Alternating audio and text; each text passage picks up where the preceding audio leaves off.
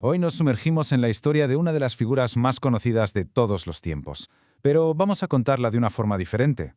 Miremos más allá de la historia de fe que todos conocemos para descubrir a un David que quizás no es tan famoso, el genio político, el estratega militar. Y esa es la gran pregunta, ¿verdad? ¿Fue simplemente un milagro, un acto de fe ciega, o fue algo más? El primer destello de una mente táctica que estaba a punto de cambiarlo todo. Bueno, pues vamos a verlo. Exacto. Lo que vamos a hacer aquí es desmontar su increíble ascenso al poder, no como una serie de eventos divinos, sino como una cadena de decisiones increíblemente astutas, de jugadas maestras que aún hoy nos enseñan muchísimo sobre el poder y la estrategia. Y todo empieza en el lugar más inesperado de todos, un campo de ovejas. Ahí en el anonimato es donde se empieza a gestar la leyenda.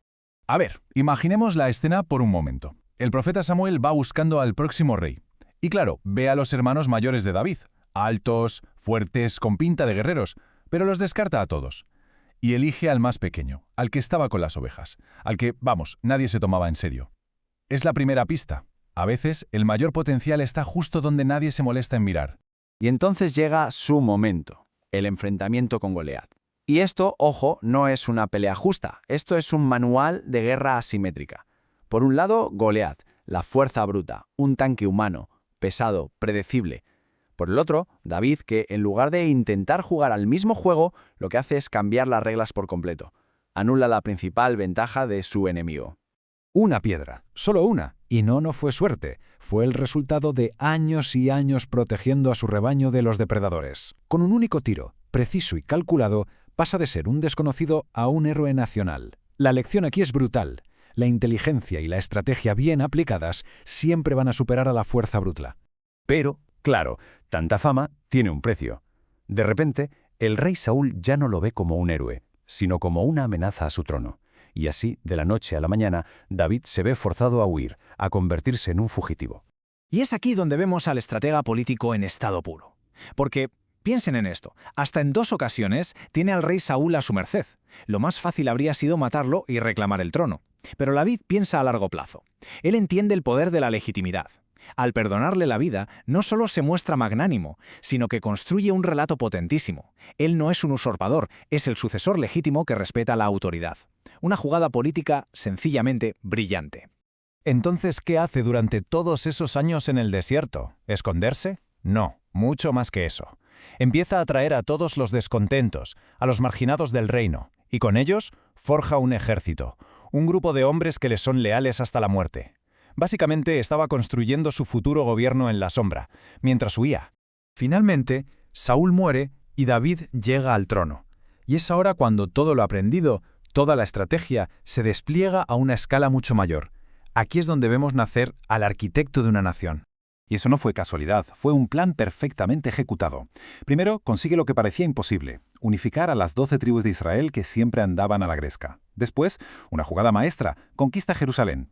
Una ciudad que no era de ninguna tribu, por lo que la convierte en una capital neutral, un punto de encuentro para todos. Y para rematar, lleva allí el Arca de la Alianza, el centro de su fe. En 4 pasos transformó un caos de tribus en un reino unificado y centralizado. Pero la historia de David no es un cuento de hadas. Es también una advertencia muy seria sobre cómo el poder absoluto puede llegar a corromper. Y es que nadie, por muy brillante que sea, es inmune a sus propios impulsos. Ya está. Lo había conseguido todo. Era un rey invencible, el líder que todos amaban, el artífice de una edad de oro para su pueblo. Parecía, de verdad, intocable. Y justo ahí, en la cumbre, es cuando su mayor enemigo resulta ser él mismo. La historia con Betsabé, la mujer de Urías, uno de sus soldados más fieles, y el posterior asesinato encubierto de este, es, sin duda, la gran mancha en su historial. Las repercusiones fueron terribles, y no solo para él. Su autoridad moral quedó por los suelos, y su propia casa se convirtió en un nido de traiciones, caos y hasta una guerra civil liderada por su propio hijo. Es la prueba de que los errores personales de un líder casi siempre acaban teniendo consecuencias públicas y catastróficas. Entonces, con todo esto sobre la mesa, ¿cómo recordamos a una figura así tan llena de luces y sombras? ¿Cómo se equilibra tanta brillantez con defectos tan profundos? Para entenderlo, hay que mirar los pilares de su legado. Es que su impacto es gigantesco. Por un lado, fue el poeta que nos dejó los salmos, textos que exploran toda la complejidad del ser humano.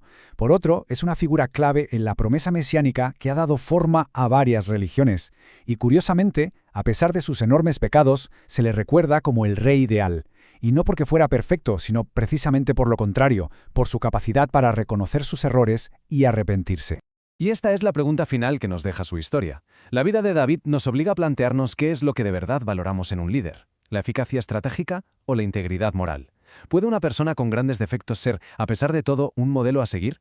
La respuesta, me parece, sigue siendo tan compleja y fascinante como el propio rey David.